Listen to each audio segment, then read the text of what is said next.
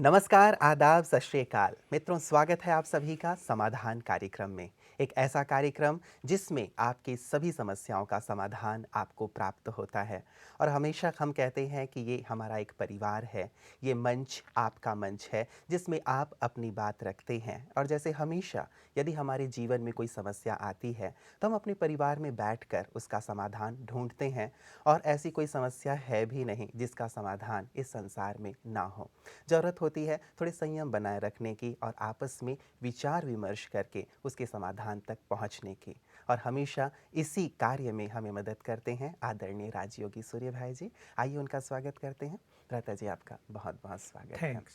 भ्राता जी, बहुत सारे मेल्स जैसे हम लोग पिछले एपिसोड्स में लेते आ रहे हैं, हम लोगों के पास आ रहे हैं, दर्शक फ़ोन भी हमें कर रहे हैं और उनके अनेक प्रकार के प्रश्न, अनेक प्रकार की समस्याएं हमारे पास आ रही हैं। और हमें खुशी हो रही है कि लोग हमें एक परिवार की तरह अपने परिवार में शामिल करके अपनी समस्याओं को हम तक पहुंचा रहे हैं, जिनका समाधान आप भी उन्हें दे रहे हैं, जिससे उन्हें बहुत खुशी प्राप्त हो रही है। बिल्कुल यही है कि अगर सचमुच समस्याओं के समय अपने चित्त को शांत रखे मनुष्य और सब बैठकर उसका समाधान निकालें, जी। कुछ अच्छी अच्छी बातों पे चिंतन करें बिल्कुल शांत मन से।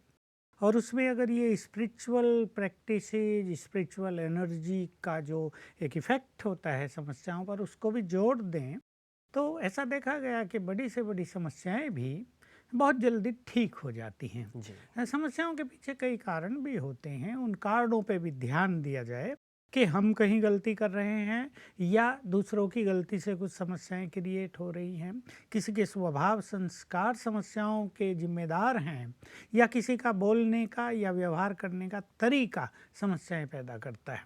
घरों में विशेष रूप से अगर किसी का व्यवहार अच्छा नहीं होता, कोई बड़ा क्रोधी रहता है, कोई दूसरों को सम्मान ही नहीं देता या बात बात में दूसरों का अपमान करते हैं, तो उसमें क्या है, परिवार का वातावरण थोड़ा अच्छा नहीं रहता है, भारी भारी सा रहता है, एक दूसरे में प्यार धीरे धीरे ख़त्म होता जाता है। और जैसा हमने कहा, सभी को याद होगा दर्शकों को, कि समस्याएं कमज़ोर मन की, इन सब कमज़ोर बातों की रचना होती है। तो घरों में अगर वातावरण भारी हो जाता है तो समस्याएं आने लगेंगी और एक दूसरे में मनमुटाव होने के कारण आपस में सहयोग भी नहीं होगा। एक सोचेगा दूसरे को समस्या आई है, बड़ा अच्छा हुआ, ये बहुत बनते थे, इनको बड़ा ईगो था, अब ठीक हो जाएंगे। जी। तो एक दूसरे को देखने लगेंगे, लोग मजाक करने लगेंगे, उनको गिराने की चेष्टा करने लगेंगे, तो समस्याएं और विकराल रूप ले जाती हैं। कभी कभी किसी के व्यापार में समस्या आ जाती है, किसी को माल दिया हुआ पैसा वापस नहीं दे रहा है, बच्चों की परीक्षाओं में कई अनचाही अननेसेसरी समस्याएं मनुष्य के सामने आती रहती हैं। तो मेरे पास भी ऐसे बहुत अच्छे अनुभव लोगों के आते हैं, जब हम उन्हें स्पिरिचुअल प्रैक्टिसेस और राजयोग मेडिटेशन की एक बात बहुत अच्छी सिखाते हैं, तो बहुत लोगों की अच्छी अच्छी बड़ी बड़ी अच्छी बड़ी माना जिसका कोई समाधान उन्हें नज़र नहीं आता था, ऐसी समस्याएं भी बहुत जल्दी ठीक हो जाती हैं, 25 दिन में, 1 मास के अंदर भी। तो बिल्कुल आपने ठीक कहा, समस्याएं हैं तो उनका समाधान भी है। तो हम फिर से अपने दर्शकों के लिए या अपने एक अलौकिक परिवार के लिए, सारा संसार ही हमारा परिवार है, जी। और हम चाहते हैं सभी का जीवन समस्याओं से मुक्त हो जाए और सभी पुण्य आत्मा बन जाएं, सभी बहुत सशक्त भी हो जाएं, इतने शक्तिशाली कि उन्हें समस्याएं एक चैलेंज रूप में लगें और समस्याओं को पार करना, उसमें उनको आनंद आए और उन्हें लगे ये समस्याएं तो हमें जीवन में अच्छे अच्छे अनुभव दे रही हैं, तो let them come, most welcome.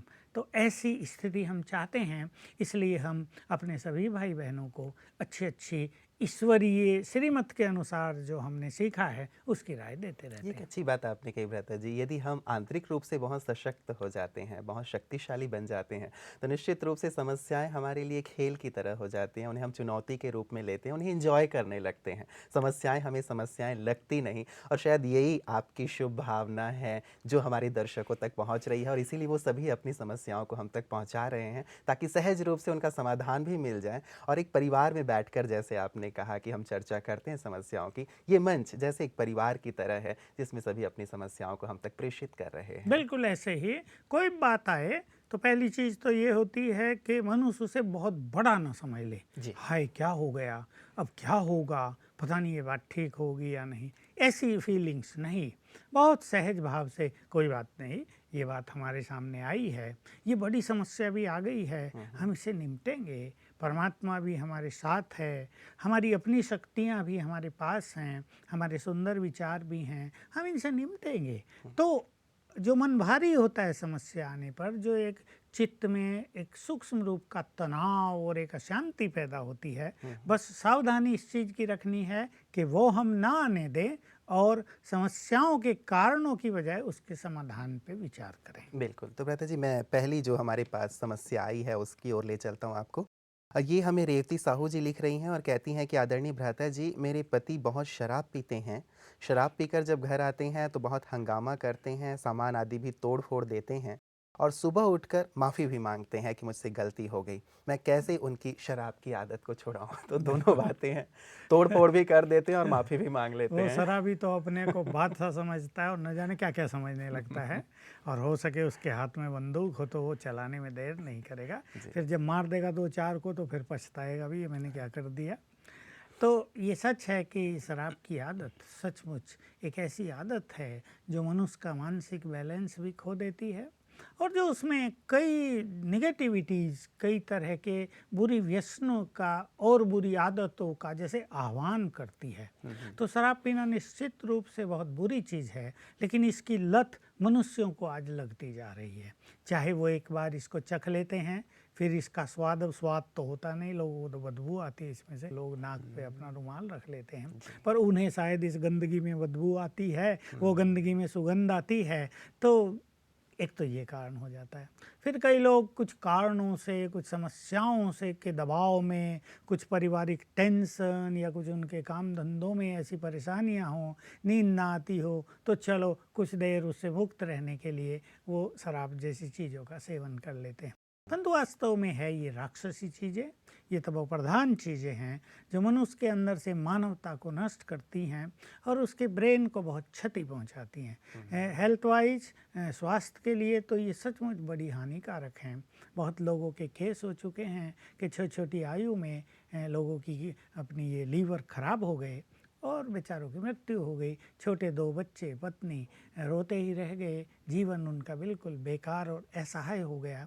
तो ये बहुत निश्चित रूप से बुरी चीज़ है। सभी हमारे दर्शकों को और सभी छोटे बड़ों को इसको बहुत अच्छी तरह समझ लेना चाहिए, क्योंकि आजकल प्रवृत्ति तो ऐसी हो गई है कि छोटे बच्चे भी शराब पीने लगे। अभी आपने सुना होगा 100 छोटे बच्चे जो 15 साल की आयु से जी, कम थे, जी, जी, शराब जी। पी रहे थे, और एक व्यक्ति ने जब देखा उसकी लड़की छोटी सी शराब पी हुई है तो बेचारे को बेहोशी आ गई, चक्कर आ गया। देखिए, मनुष्य सहन नहीं कर पाता ना कि छोटी आयु में 10-12 साल की लड़कियां, वो भी नहीं। तो भारत में नारी समाज तो उसका चरित्र थोड़ा अच्छा रहा है, लेकिन जब नारी भी इन विकृतियों का शिकार हो जाए और छोटे बच्चे हो जाएं तो कितनी बुरी स्थिति माता-पिता है। के लिए एक बहुत हाँ, ही बड़ी दुर्घटना सचमुच हो ये जाती है। एक भयानक समय और कलयुग के अंत की ओर जाने वाला समय हमें प्रतीत हो रहा है। इसको अब कोई इनकार नहीं कर सकता। कोई कह नहीं सकता कि ये संसार अभी और हजारों साल चलेगा, इसका चलना मुश्किल हो रहा है। बिल्कुल राक्षसी प्रवृत्तियां छोटे बच्चों से लेकर और बूढ़ों तक बढ़ गई हैं। तो साहू को मैं कहूँगा कि आपके पति शराब पीकर आते हैं, निश्चित रूप से आपको बहुत बुरा लगता होगा जब वो घर में गाली गलौज करते हैं तो मनुष्य दरवाजे बंद कर लेता है, बाहर वाले न सुन लें। क्या कहेंगे हमें लोग, क्या कमेंट्स होंगे लोगों को। शराब पीने वाला तो पी के सवेरे होश में आ गया, माफ़ी मांग ली, मेरे से गलती हो गई, अगले दिन फिर पी के आ गया, फिर वही काम ये किया, फिर रोज़-रोज़ वो माफ़ी मांगी। प्रक्रिया ये चलती रोज रहती रोज है। का है। लेकिन एक नारी को जो बहुत चरित्रवान हो, उसको तो सिर झुकाने वाली बात हो जाती है। तो निश्चित रूप से हम इनको सहयोग करना चाहेंगे। तो जैसा हम पहले भी कह आए हैं, हमारे पास होम्योपैथी डॉक्टर्स ने कुछ ऐसे कम्बिनेशन भी तैयार किए हैं जिनको अगर मनुष्य को खिला दिया जाए तो उसकी ये जो एक इच्छा होती है, समय आने पर उसके कदम मधुशाला की ओर चलने लगते हैं, ये इच्छा अनिच्छा में बदल जाती है। तो ये दवाई भी प्राप्त कर लेंगे। बहुत अच्छा है, हमारे यहाँ जहाँ तहाँ होम्योपैथी डॉक्टर्स ने बहुत अच्छे कम्बिनेशन तैयार किए। लेकिन अगर उस मनुष्य में ऐसे व्यसन को छोड़ने की जरा भी इच्छा हो तो ये तत्काल इफ़ेक्ट करने लगता है। अगर इच्छा न हो तो थोड़ा धीरे-धीरे करेगा। जी। तो मैं इनको साहू बहन को एक बहुत अच्छी विधि और बता देता हूँ। देखिए 2 विधि हैं हमारे पास जो स्पिरिचुअल हैं और साइकोलॉजिकल भी हैं। भोजन जब बनाया जाता है तो उस पर भोजन बनाने वाले का गहरा प्रभाव पड़ता है। भोजन बनाने वाला क्या सोच रहा है, उसकी अपनी मनोवृत्ति कैसी हैं, उसका स्वभाव कैसा है, उस समय वो क्रोध में है या बहुत शांति और प्रेम से ओतप्रोत है, इन चीज़ों का प्रभाव अन्न पर पड़ता है। इसलिए कहावत है जैसा मन वैसा अन्न। फिर दूसरा और रिवर्स होता है, जैसा मनुष्य अन्न खाएगा वैसा मन वैसा उसका होगा। मन हो जाएगा। तो एक बहुत अच्छी चीज़ जिसके परिणाम आज तक बहुत सुंदर निकले हैं कि जब ये भोजन बनाएं तो बहुत बार याद करें। मैं 108 की संख्या देता हूँ पर गिनने की ज़रूरत नहीं है। बहुत बार याद करें, मैं पवित्र आत्मा हूँ, मैं परम पवित्र आत्मा हूँ। तो 2 प्रभाव होंगे इससे। एक तो जब ये बार-बार सोचेंगे, 3 बार भोजन बनाना है, 3 बार में 4 घंटे 5 घंटे घरों में लग जाते हैं परिवार का भोजन बनाने में। तो तब ये इसको अपना मंत्र जैसा समझ ले और इसको बिल्कुल सच्चे दिल से याद करते रहें, रटने की तरह नहीं। मैं हूँ परम पवित्र आत्मा। और इसके उच्चारण से इस मन में जब इसका उच्चारण होगा तो पहला प्रभाव होगा कि घर में पवित्र वाइब्रेशंस फैलेंगे। तो घर में वो जब व्यक्ति आएगा तो उसको कुछ अलग फीलिंग होगी। सवेरे भी जब वो उठेगा तो ये पवित्र वाइब्रेशंस उसकी मनोवृत्ति को बदलने में बहुत सहयोगी होंगे। दूसरा, ये पवित्र वाइब्रेशंस भोजन में चले जाएंगे। पवित्र हो गया हमारा भोजन, प्रकृति हमारे वाइब्रेशंस को तुरंत ग्रहण कर लेती है, तो भोजन बिल्कुल पवित्र हो गया, ब्रह्मा भोजन हो गया। और जब उसे खिलाए तो ये संकल्प करे इस पवित्र भोजन को खाने से इनकी ये शराब पीने की आदत छूट जाए। ऐसा 2-3 बार यदि ये करती हैं तो निश्चित रूप से पवित्र भोजन उनके चित्त को, उनके हृदय को पवित्र करेगा। एक बात। दूसरी एक बहुत ही सुंदर विधि है जिसका प्रयोग बहुतों ने किया है और सफल परिणाम उसके हुए हैं। ये सबकॉन्शियस माइंड का प्रयोग है कि सवेरे 5 बजे 6 बजे जब वो व्यक्ति सोया है तो इनको पहले तो 10 मिनट राजयोग मेडिटेशन करना है और उनको अच्छे वाइब्रेशंस देने हैं। और राजयोग करने के बाद वाइब्रेशंस देने का तरीका है कि उन्हें वो मस्तक में चमकती हुई आत्मा देखेंगी, चाहे वो दूर हो या पास हो, इससे कोई अंतर नहीं पड़ेगा। और अभ्यास करेंगी मुझसे ये पवित्र किरणें निकलकर उनको जा रही हैं। थोड़ी देर ये फीलिंग ये उनको जा रही है। फिर उनको कुछ अच्छे विचार देंगी। अच्छे विचार क्या होते हैं? तुम बहुत अच्छे मनुष्य हो, तुम तो देवकुल की आत्मा हो, तुम तो भगवान की संतान हो, तुम तो एक अच्छे समाज के व्यक्ति हो, तुम रॉयल व्यक्ति हो, तुम बहुत जेंटिल हो। ये शराब पीना ये तो राक्षसी प्रवृत्ति है, ये तुम्हारी चीज़ नहीं है, ये तुम्हारे लिए नहीं बनी है, ये तो तुम्हारे जीवन को खराब करने वाली, इसे छोड़ दो। विचार करो, संकल्प करो, अब मैं इससे मुक्त हो जाऊंगा। इस तरह के विचार रोज सेम टाइम वही विचार हों लगभग और समय भी वही हो और 10 मिनट बहुत अच्छे उन्हें वाइब्रेशंस दिए जाएं। तो ऐसा करने से धीरे धीरे क्या होगा, क्योंकि उस समय जब वो सोया हुआ है व्यक्ति तो उनका सबकॉन्शियस माइंड जगा हुआ है, तो उनका सबकॉन्शियस माइंड यानी अंतर्मन इन विचारों को स्वीकार कर लेगा और 2-4 दिन में ही जब वो उठेगा व्यक्ति उसे ये फीलिंग होने लगेगी ये मुझे नहीं करना है, ये मुझे अब छोड़ देना है। और बहुत जल्दी 10-12 दिन में ही अधिक से अधिक 21 दिन लगेंगे, उनके विचारों में दृढ़ता आ जाएगी। नहीं, ये मेरा सेवन नहीं है, ये मेरी चीज़ नहीं है, ये राक्षसी चीज़ है, मुझे इसको छोड़ देना है और वो व्यक्ति निश्चित रूप से मुक्त होगा। तो निराश होने की आवश्यकता नहीं है, बल्कि इन अभ्यासों से सहज तौर से उनसे मुक्त हो सकते हैं वो।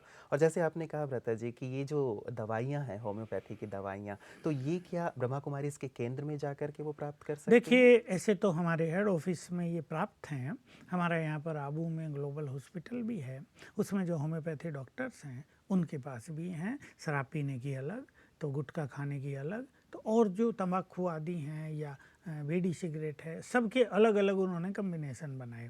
और हमारे यहाँ शांतिवन में जो अभी हमारा हेड ऑफिस है, बहुत बड़ा आश्रम है जिसमें बहुत लोगों के रहने की व्यवस्था है, जहाँ बिल्कुल स्पिरिचुअल माहौल है, यहाँ भी हमारे होम्योपैथ ने ये दवाई तैयार की हैं।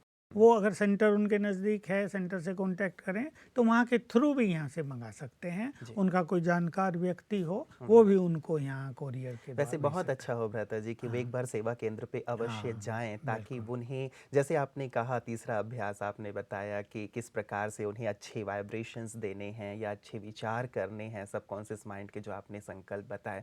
तो इससे भी शायद राजयोग का यदि वो थोड़ा अभ्यास कर लेते हैं तो बहुत अच्छी क्लैरिटी आएगी, विचारों में बहुत श्रेष्ठता और शुद्धि आएगी। तो एक बार यदि सेवा केंद्र पर चले जाते हैं तो बहुत अच्छा बिल्कुल, होगा, उन्हें बहुत लाभ भी बिल्कुल, होगा। ये बहुत अच्छी बात क्योंकि जो फ्रेंड सर्किल होता है मनुष्य का, हुँ, हुँ, वो उन्हें कैसी राय देते हैं, वो उनसे शेयर ज़रूर करेंगे। हुँ। भई टेंशन बहुत है, नींद नहीं आती, लिया करो ना रात को, जी। इसमें क्या है? अब वो थोड़ी पीते-पीते ज़्यादा करने लगते हैं। हुँ, हुँ, कोई उन्हें ये राय देता ही नहीं कि तुम अपनी टेंशन को, अपनी समस्याओं को हुँ, स्पिरिचुअल वाइब्रेशंस के द्वारा कैसे हल करो। हुँ, तो सचमुच अगर वो सेवा केंद्र पर जाएँगे हुँ, तो उन्हें अपने बारे में कुछ नई जानकारी मिलेगी, उनमें जागृति आएगी, तुम कौन हो, तुम कितने शक्तिशाली हो, तुम भगवान के बच्चे हो, और फिर उनकी विचारों की जो दिशा है वो वो अवश्य परिवर्तित जुड़ेगी। होगी। बात भ्राता जी इसी से जुड़ी हुई है वास्तव में। आज जैसे आपने कहा कि कई लोगों की ये मान्यता ही बन गई है कि थोड़ा लेने में क्या हर्ज है, थकान होती है तो उसे थकान उतर जाती है या तनाव बहुत ज़्यादा हो रहा है तो तनाव उससे हम तनावों से मुक्त हो जाते हैं। तो इस बात में कहाँ तक दम है कि शराब हमारे तनाव को या थकान को दूर कर देती है? देखिए मैं तो कुछ बातें सुनता हूँ और मुझे आजकल के क्या कहूँ नारी समाज पर भी बड़ी दया आती है, और देखता हूँ कि ये कलयुग का प्रभाव कितना हो गया। कुछ हुँ, रॉयल कहलाने वाले परिवारों में हैं जिनके पास पैसा बहुत है, खाने की टेबल पर ये सब चीज़ें भी रखी जाती हैं, और हुँ, माताएं जो उनकी माताएं हैं जिन्होंने बच्चों को जन्म दिया वो उन्हें पिलाती हैं कि पियो, ये तो ज़रूरी है, हुँ, इससे तो ताकत आएगी, एनर्जी आएगी। पर वास्तव में ये हमारे ब्रेन पर बहुत निगेटिव इफ़ेक्ट डालता है। थोड़ी देर के लिए तो तनाव दूर हो जाएगा, नो डाउट, हुँ, उन्हें नींद भी आ जाएगी, लेकिन फिर इसके बिना उनका तनाव बढ़ेगा ही। फिर हुँ, कोई समस्या आ गई तो उनके पास शक्ति नहीं है उसको हल करने का, अब उनका ध्यान जाएगा शराब की ओर। हुँ, हुँ, इससे उनकी ब्रेन की शक्तियाँ नष्ट होती जाएंगी, वो धीरे धीरे कमज़ोर होते जाएंगे, उनकी संपूर्ण शक्तियाँ बिल्कुल क्षय होंगी, उसमें गिरावट आएगी, डाउनफॉल होगा, और ये किसी भी तरह उनके लिए कल्याणकारी नहीं होगा। इसलिए मैं नारी समाज को विशेष रूप से, जो हम हमारी माताएं बहनें हैं जिनमें देवत्व है, वो अपने देवत्व को पहचानें और अपनी संतानों को इन कुव्यसनों से जरा मुक्त रखें। एक वैज्ञानिक सर्वे भी आया था भ्राता जी और उन्होंने बहुत अच्छा एक लेख लिखा था इस पे कि जब भी हम किसी नशीले द्रव्यों का सेवन करते हैं, नशीले पदार्थों का सेवन करते हैं, तो इससे हमारे ब्रेन के सेल्स डैमेज होने लगते हैं। और हाँ, उन्होंने एक बहुत महत्वपूर्ण बात कही थी कि शरीर में यूं तो कोशिकाएं बन रही हैं, नष्ट भी होती हैं, बनती भी हैं, लेकिन यदि ब्रेन के सेल्स एक बार डैमेज हो जाएं, तो फिर वो रीजनरेट नहीं होते, नहीं हाँ, बनते हैं। और बिल्कुल, नशीले द्रव्यों का इससे बड़ा हाँ। कुप्रभाव शायद और नहीं हो बिल्कुल, सकता। अगर ब्रेन ही डैमेज हो जाता है क्योंकि उसके सेल्स डैमेज होंगे, तो ब्रेन की जो कैपेबिलिटी है वो धीरे-धीरे डाउन होगी, और हम्म, बहुत जल्दी उन्हें इसका परिणाम दिखाई देगा। चाहे वो पैसे वाले हैं, हुँ, जब मनुष्य का ब्रेन ही कुछ न रहे तो पैसा तो उसका क्या काम करता है। मुझे मिला एक बहुत बड़ा व्यक्ति है अभी, जी। बहुत बड़ी पोस्ट पर वो व्यक्ति है, बूढ़ा भी नहीं। हुँ, हुँ, मैं उसकी हालत देखकर सचमुच मैं ये सोचनीय स्थिति थी कि वो इतनी बड़ी पोस्ट पर, मैं बताऊंगा नहीं क्योंकि ये पर्सनल बातें हैं, लेकिन उसका जो हाल हो गया है, हुँ, आंखें इतनी बड़ी हो गई हैं, अब बोल भी नहीं पाता है, अब हाथ काम भी नहीं करते हैं, पैसा बहुत, पद पोजीशन बहुत, लेकिन बस लग रहा है उनको कि थोड़े दिन का ये मेहमान है बेचारे, हुँ, लाए थे मेरे पास कि भाई इसके लिए क्या किया जा सकता है। मैंने कुछ स्पिरिचुअल तरीके बताए, लेकिन कोई भी उनके यहाँ राजयोग का अभ्यास करने वाला नहीं था। मैंने उसकी जो पत्नी थी उनको कहा कि आप सीखो 3 दिन में, और आप इसके लिए कुछ अच्छा प्रयोग करो, तो दवाइयों के साथ इसको स्पिरिचुअल कोऑपरेशन जो मिलेगा उससे ये बहुत जल्दी मतलब भयानक स्थिति हो हुँ, गई ना, हुँ, जिंदा हुँ। न मरा। बिल्कुल, भ्राता जी ये तो बात वैसी हो गई जैसे अंग्रेजी में एक कहावत है कि first man drinks the wine, yes, then wine drinks the wine and yes, finally wine drinks the man. कि बिल्कुल, अंततः ये पूरे हमारे जीवन को ही बिल्कुल। नष्ट कर देता है और हमारा जीवन तबाह हो जाता है। भ्राता जी उस बात पे जो आपने चर्चा छेड़ी थी कि आज अभी का एक रिसेंट केस हुआ है जो बॉम्बे में कि 15 साल के आसपास के बच्चे, लगभग 100 बच्चे इस प्रकार से शराब, मादक द्रव्यों का सेवन करते हुए पाए गए। इस पे आप क्या कहेंगे? माता-पिता की क्या भूमिका होनी चाहिए? समाज की क्या भूमिका होनी चाहिए? टीचर्स की क्या भूमिका होनी चाहिए? क्योंकि यदि ऐसे केसेस बढ़ते गए, तो हमारी जो युवा पीढ़ी है, हम समझ सकते हैं कि देश का क्या बिल्कुल, भविष्य होगा। फिर क्या होता है इससे कि अभी तो शराब पी रहे हुँ, हुँ। हैं। शराब पीने से उनके अंदर बढ़ेगी काम वासना, सेक्सुअल फीलिंग, जी। और छोटी आयु में अगर उनके अंदर सेक्सुअल फीलिंग बढ़ती है, तो उनका जीवन नस-भ्रष्ट हुआ मानो। वो मनुष्य नहीं रह जाएँगे, चरित्रहीनता उनमें आ जाएगी और जीवन की इस यात्रा में वो निश्चित रूप से 25 साल तक पहुँचते-पहुँचते ही फ़ेल हो जाएँगे, असफल हो जाएँगे। तब उन्हें जीवन के महत्व का पता चलेगा, तब उनकी आँखें खुलेंगी कि तुमने 10 साल की आयु से क्या भ्रष्ट कार्य किए थे। तो मैं तो अपने सभी भाई-बहनों को कहूँगा कि माँ-बाप, टीचर्स, जो भी उनसे रिलेटेड लोग हैं, जी। वो बच्चों को बहुत अच्छी शिक्षाएँ दें। ये प्रभाव घर में टीवी चलने का निरंतर, हमारी फ़िल्मों में आजकल बहुत कुछ गंदगी आ रही है। हुँ, हुँ। लोग तो इसको समझ नहीं रहे, ना हमारी सरकारें समझ रही, ना फ़िल्म के डायरेक्टर समझ रहे। लेकिन ये समाज को पूरी तरह से डैमेज करती जा रही हैं चीज़ें। तो सभी को अपने घरों में इन चीज़ों पर संयम करना चाहिए। रही बात शिक्षकों की, वो भी इसी समाज से हैं। उनमें भी बहुत बुरी आदतें हैं। उनका भी जीवन का स्तर कोई बहुत हाई नहीं होता है। मुझे मिलते हैं बहुत सारे लोग, कई व्यसनों से ग्रसित, बच्चों के प्रति भी उनकी दृष्टि अच्छी नहीं होती है, हुँ, हुँ। उनके अंदर भी वासनाएं भरी हुई। तो शिक्षकों से कुछ बहुत मिल जाएगा बच्चों को, हुँ। ऐसी उम्मीदें तो बस 10% ही हैं। थोड़े अच्छे शिक्षक हमारे पास हैं जो गुरु कहलाने के लायक हैं, अन्यथा कोई दम उनमें नहीं रहा है। माँ बाप को जरूर ध्यान देना चाहिए, लेकिन काम इससे भी नहीं चलेगा क्योंकि ये उनका फ्रेंड सर्किल होता है। दूसरा ना करे तो उसको इन्फीरियरिटी कॉम्प्लेक्स होती है। हुँ, हुँ। वो अपने को ज़रा कुछ दिखाने के लिए वही काम करता है। छोटे बच्चे, उन्हें इनके नफ़े बिल्कुल। नुकसान का तो कुछ पता नहीं होता। बस मैं सभी को एक ही बात कहूँगा, हम सब देव कुल की पवित्र आत्माएं हैं। बहुत महान है हम। हमारा देश देवताओं की भूमि रहा है, ये परमात्मा की जन्मभूमि है। तो अपने देवत्व को सभी पहचानें, उसको जरा जागृत करें, इमर्ज करें और इन सब चीज़ों से किनारा कर लें, हुँ, क्योंकि ये अंततः जीवन को नष्ट करने वाली चीज़ें हैं। बिल्कुल। जैसे भ्राता जी आपने कहा कि चाहे टीचर्स का, शिक्षक वर्ग की बात हो, चाहे पेरेंट्स की बात हो, तो कई बार ये है कि हम चाहते तो हैं कि हमारे बच्चे इन चीज़ों का सेवन ना करें, लेकिन उनके ही सामने कई बार हम भी सेवन करते हैं। और जिस प्रश्न की चर्चा हम कर रहे हैं कि पति शराब पी के आ जाता है, तो निश्चित रूप से बच्चे भी सोचते होंगे कोई अच्छी चीज़ है जो पिताजी रोज़ इसका सेवन करते हैं। तो कहीं न कहीं इनडायरेक्टली हम भी तो बच्चों को ये सिखा रहे हैं। बिल्कुल यही बात है कि माँ-बाप से बच्चों को कुछ मिल नहीं रहा है आजकल। हुँ, माँ-बाप में ही नैतिक बल नहीं रहा। अभी तो अखबारों में इतनी बुरी चीज़ कल ही आई, हैरान हो गए लोग पढ़ के, आँखें बंद कर ली सबने हुँ, हुँ। कि बाप ने अपनी 4 बच्चियों के साथ दुष्कर्म किया, और छोटी बच्चियाँ 6ठी क्लास में पढ़ने वाली। तो ये हाल तो हो गया है अनेक माता-पिताओं का। सबकी बात हम नहीं करते, अच्छे लोग भी संसार में बहुत हैं। लेकिन समाज में हमें एक ऐसी लहर फैलानी पड़ेगी जिससे मनुष्य का जीवन पवित्रता की ओर बढ़े फिर से। हुँ, जिस पवित्रता का लोग विरोध करते थे, हैं, हम सब जब पवित्रता की बात करते थे तो लोग विरोध करते थे। आज बुद्धिमान लोग अवश्य समझ रहे होंगे कि पवित्रता के प्रचार की, उसको पालन करने की समाज के उत्थान के लिए कितनी ज़बरदस्त ज़रूरत आ पड़ी है। बिल्कुल। और साथ ही भ्राता जी जैसे मीडिया की बात आपने कही है, आजकल भले ही टीवी में जब भी इस प्रकार की दृश्य आते हैं तो लिखा हुआ आ जाता है कि धूम्रपान या मद्यपान स्वास्थ्य के लिए हानिकारक है। लेकिन ये लिख देना ही शायद पर्याप्त नहीं है, लेकिन कंप्लीटली इससे होने वाले जो नुकसान हैं, उन चीज़ों को भी बताया जाए, बिल्कुल। अवेयरनेस लाई जाए और साथ हाँ, ही इन दृश्यों को जो हाँ, समाज पे या बच्चों पे बहुत बुरा असर डाल रहे हैं, उन दृश्यों को यदि हटा ही दिया जाए, बहुत सारी चीज़ें, बहुत बिल्कुल। सारे तथ्य या विषय हो सकते हैं जिन हुँ, पे फ़िल्में बनाई जा सकती हैं, हाँ। टीवी सीरियल बनाए जा सकते हैं, तो इस विषय पे मीडिया को भी अवश्य ध्यान देना बिल्कुल चाहिए। ध्यान देना चाहिए, नहीं तो बनाने वाले जो डायरेक्टर्स हैं वो ये तर्क दे देते हैं ना, लोगों को चाहिए ये।